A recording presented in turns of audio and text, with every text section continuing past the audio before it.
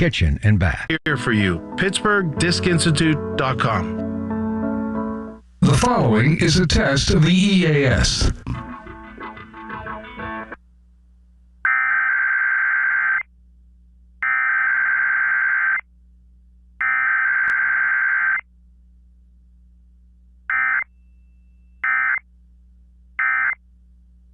Testing its emergency alert equipment. The EAS provides timely emergency warnings. This station serves the extended Pittsburgh operational area. This concludes this EAS test. Have you tried learning? Schultz-defied at schultzford.com. The Home Improvement Hour with the guys from True Value Hardware on